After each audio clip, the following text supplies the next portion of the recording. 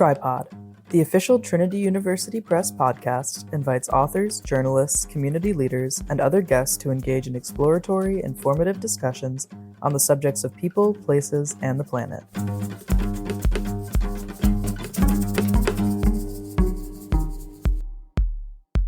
I'm Lily Brennan, and welcome back to another episode of Tripod, the official podcast of the Trinity University Press. Joining me today is Lucie Frost, a retired employment lawyer, writer, and author of the Trinity University Press publication, How the Hell Did I Not Know That?, to discuss her midlife journey from couch to curiosity and how others can learn new ways to engage with their communities and environments from the comfort of their homes. Welcome, Lucie. Thank you for having me. Yes, of course. So we're just going to kick things off with a brief introduction to yourself and any information you want to share about your career in the writing journey. Well, first of all, thank you so much for having me. Yeah, this is just a lot of fun. What's to say about me? I was born in San Antonio, so I'm from Texas. I then moved to Guadalajara, Mexico when I was in third grade.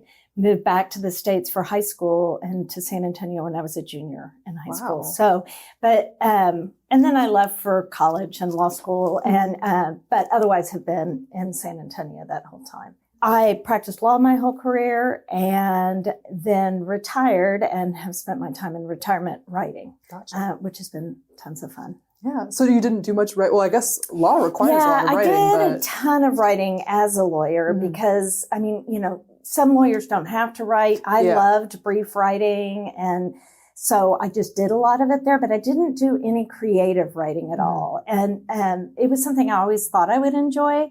I just hadn't done it. So when I started writing this stuff, I then ended up taking classes through Second City in Chicago. Yeah.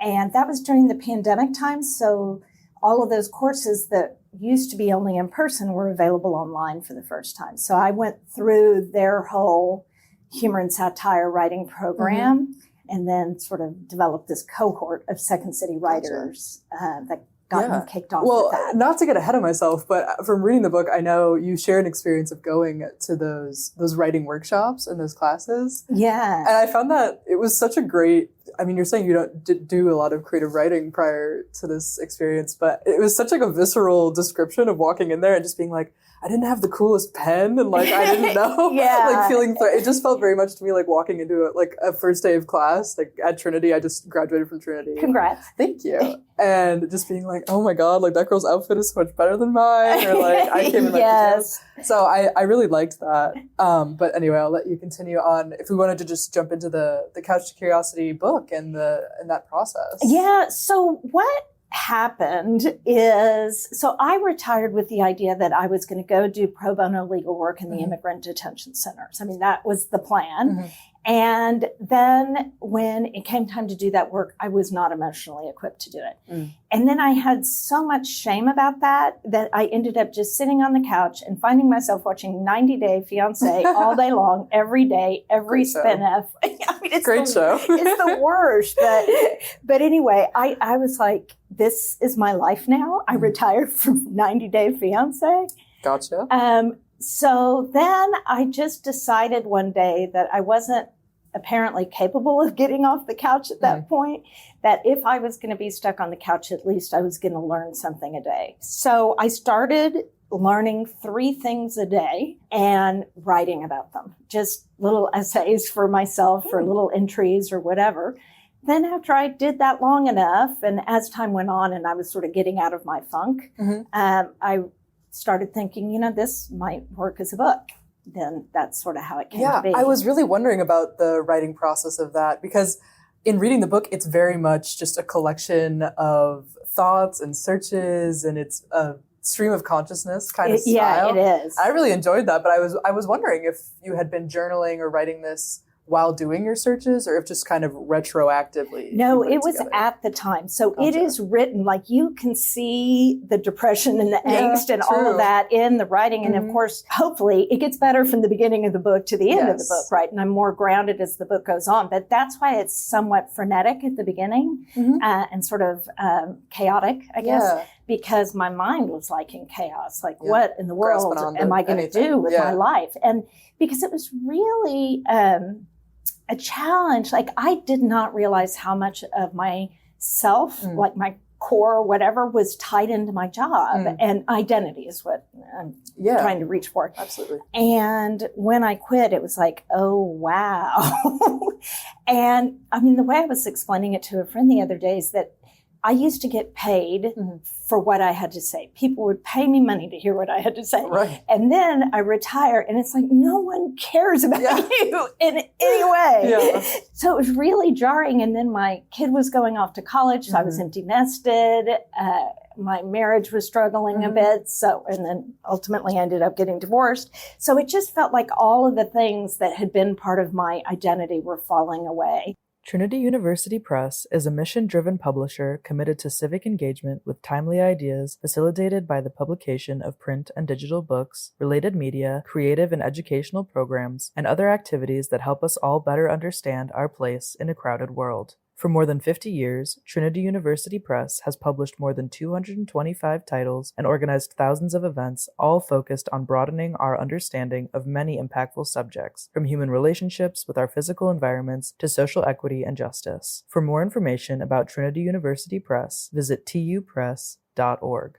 On the note of college, I guess graduating from college is certainly not the same experience of retiring from a lifelong career and education. It is. But it is so much of like a rediscovering of identity and having to change from student or student athlete to full-time professional, or I don't have a job. I don't know what I'm doing. I mean, I had a very minor experience with this in high school when I played sports my whole life, and I tore my ACL like my junior year, and I was just like, what am I if I'm not an athlete? Exactly. And that it's a troubling, I don't know, it's an uneasy feeling to be thrown into, especially with a demanding career like law. I mean, that's every day you've got to be performing and ready to go. I was also used to, so I did employment law, so I did HR stuff and affirmative action law. Gotcha. It was a really quick pace, sort of putting out fires situation. Yeah. And so I think I was also addicted to the energy of that. Totally. And then when there was nothing, I was like, oh my gosh, these days are so long. Yes. And everything that I had imagined, because of course we all fantasize about the day we retire and how we're going to get up at 6 a.m. and go jogging and plant a garden and recondo your closet or whatever. Yeah. And then when it came time, I was like, I don't want to do any of that. Yeah.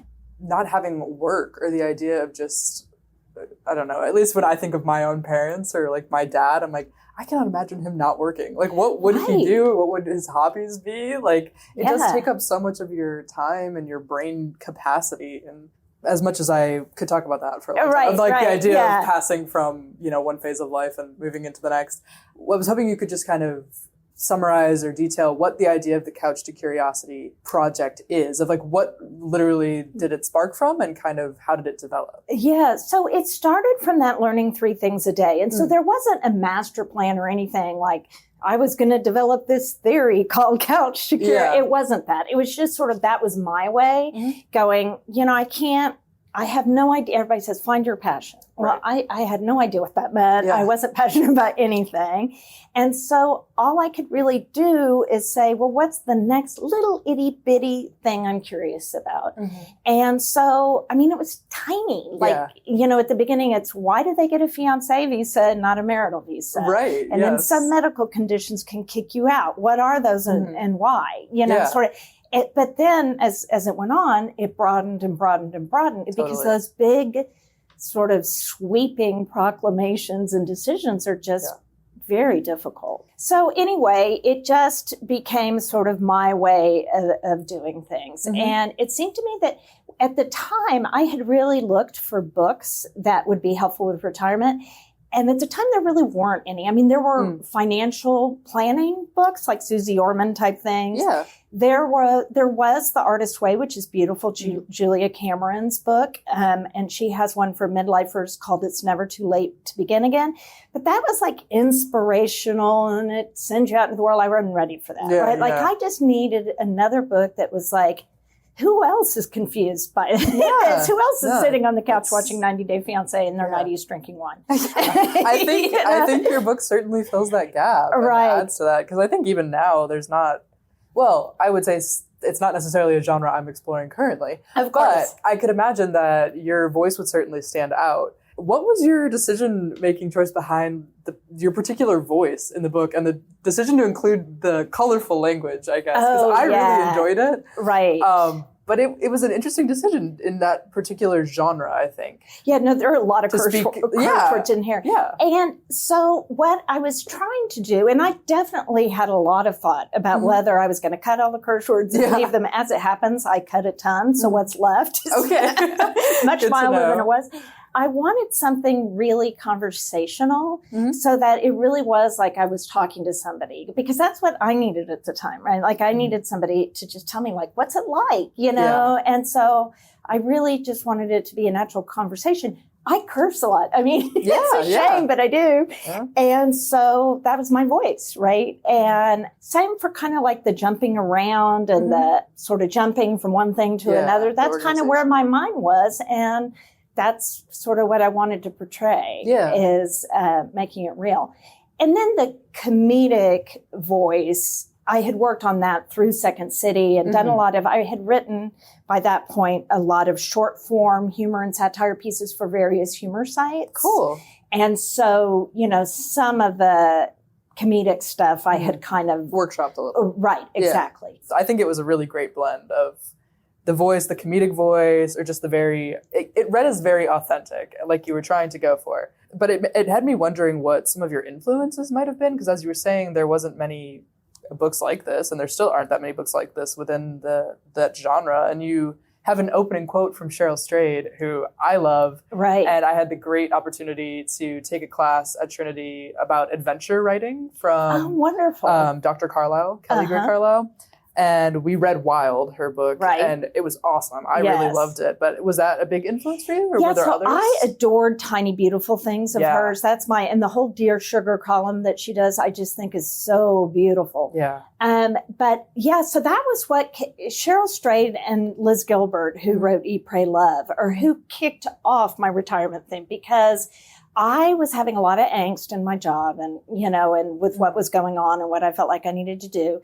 I decided to go to this creativity conference. So I go to that conference, and it was at that conference that I was inspired to quit my job. So I actually texted my boss from that conference. Yes. And as it happens, I had had some wine before I did. Naturally. And as it happens, it's the cringiest text you've ever read. It is in the book, but it's just awful. So I mean, if, you know, you hate to say anything was life-changing because that's so corny, but it really was for me, right? Like it did change the trajectory of my life and really encourage me and kind of give me permission to say what I'm feeling deep down, like act on it. Cause I know the answer of what I need to do. Yeah. Was quitting the job the hardest part, or was it kind of the realization of like sitting on the couch like this is not working for me and I need to somehow make a strategy out of this? It seemed like there was, I mean, obviously through your writing, it's apparent there were a lot of challenges you face in this, you know, journey, but was there a certain part where you're like, this is really difficult to go from here. Well, certainly quitting is tough because it's scary, right? You know, and I had set aside,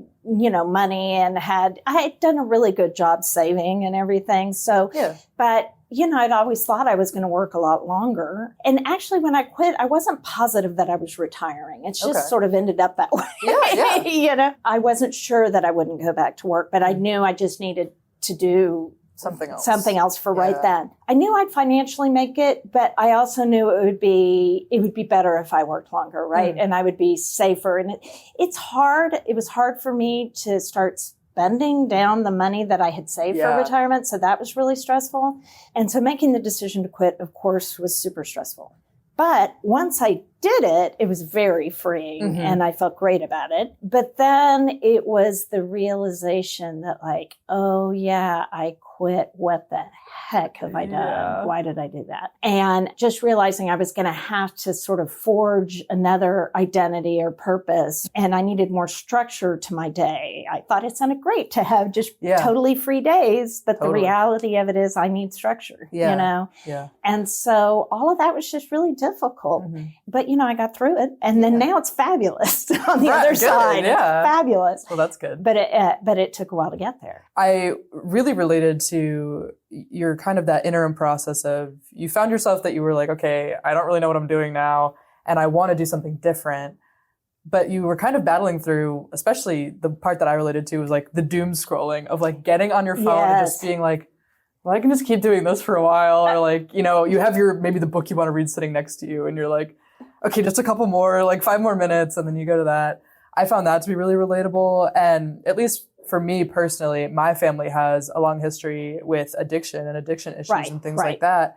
And so I guess on the more serious side of that doom scrolling kind of addicted behavior, I think those parts are relatable to a lot of readers. Were those themes that you purposefully wanted to include? Like I definitely want, so I don't drink alcohol anymore at all, but I wanted to include that because I think retirement and really any big life transition is a really difficult time for that, right? Yeah. And so my drinking kicked up in a way that I was not comfortable with. I mean, I wasn't drinking during the day because I had these very strict limits, but then I was staying up drinking wine by myself at night. It was ridiculous. But I think, you hear a lot of retirees who've never had issues with alcohol before in their life, and then they retire and it just kind of gets away from them. So that for sure. And addiction is absolutely runs rampant in my family. So it's something I'm always have to be cautious for. But I was doing the same thing with TV, right? It's just a question of, I used to be addicted to my work or my kids or, I'm not saying I was addicted to my kids, but to the activity of that. You pull all those away and it's like, oh, wow, I guess I'll find a new addiction. Fair. And then that, but the trick is to make it a healthy one. And I didn't at first. Enjoying this episode with Lucie Frost? Check out her book, How the Hell Did I Not Know That? My Midlife Year from Couch to Curiosity.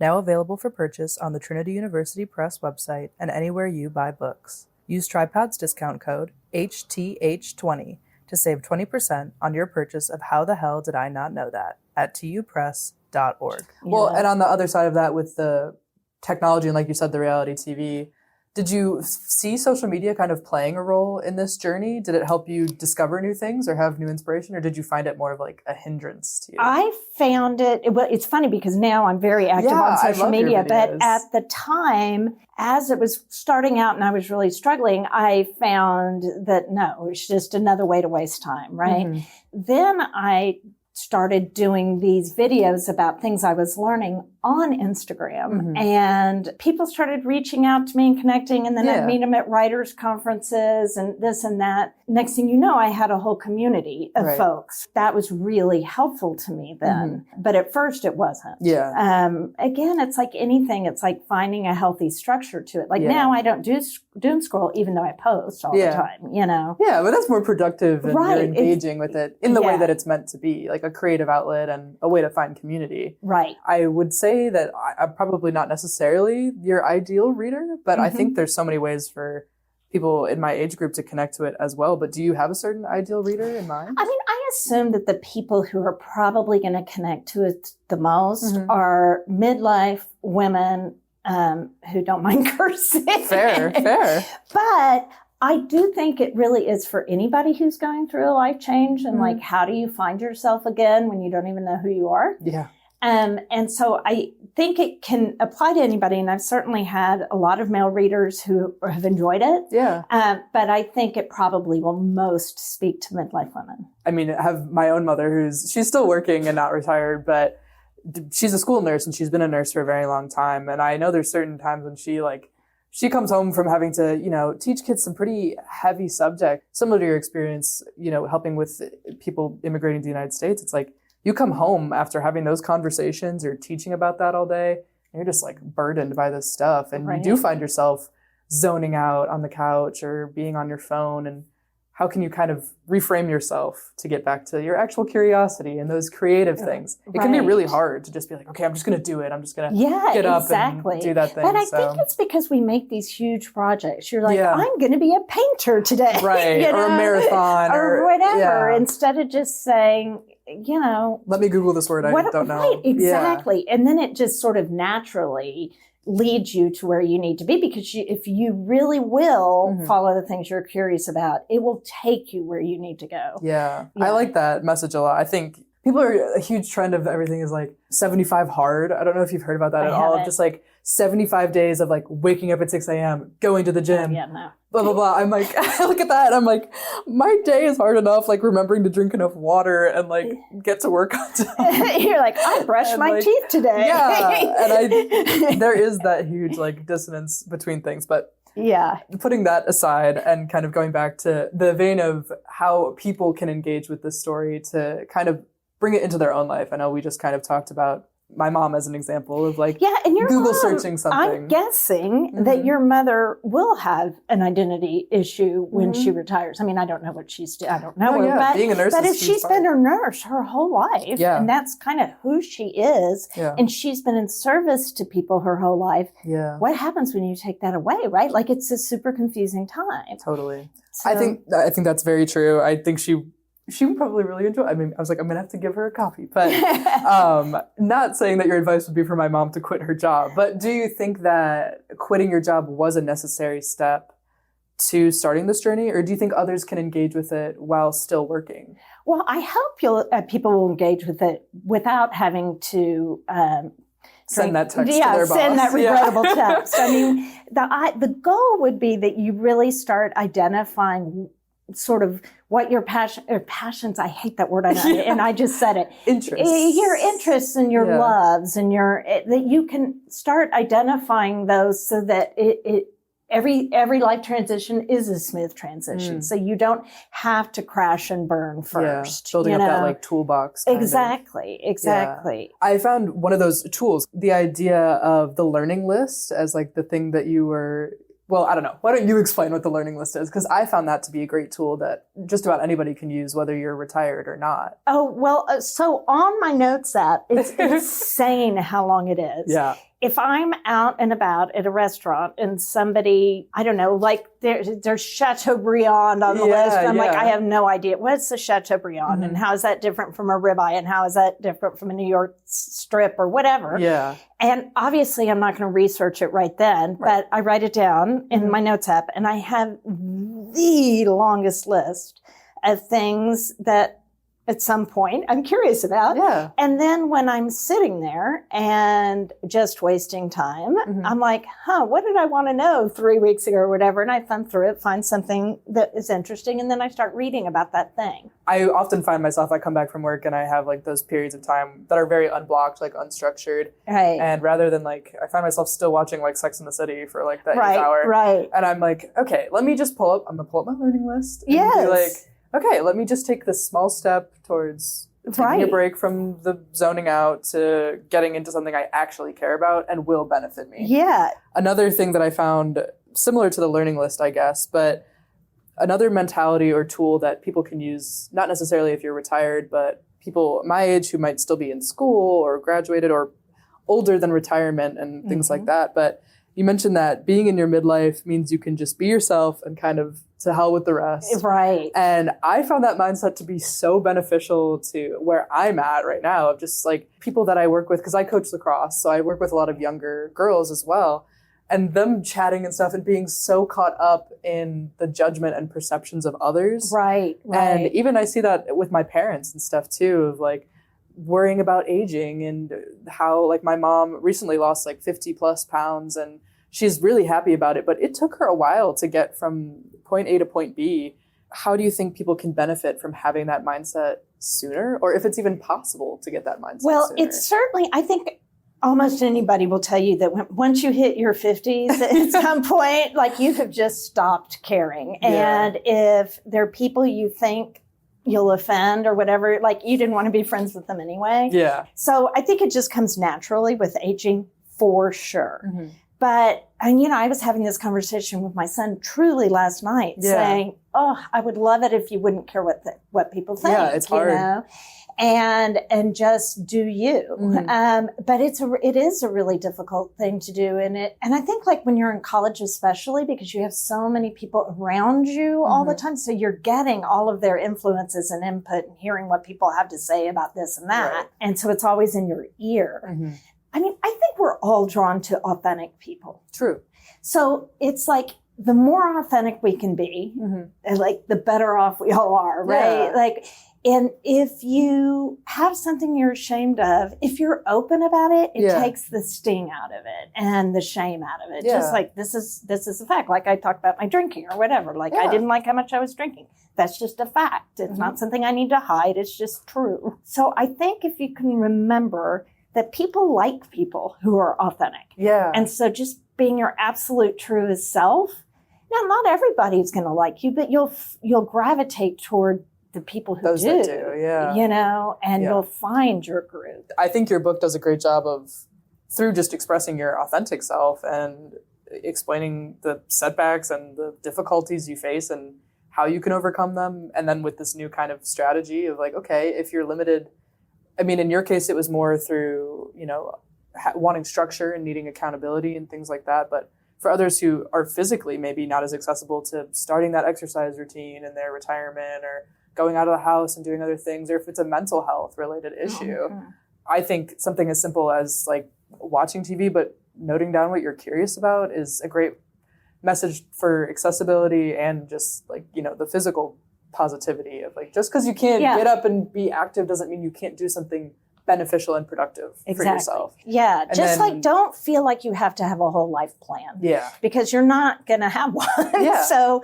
don't let that paralyze you. Yeah. Well, my second/third part was just what advice would you want, or what takeaway would you want your reader to have? But I guess that is kind of the takeaway, right? Of just, don't put that much pressure. And don't put that much pressure and then just be authentic to yourself. Yeah. And like, know that, you know, some people aren't going to like who you are.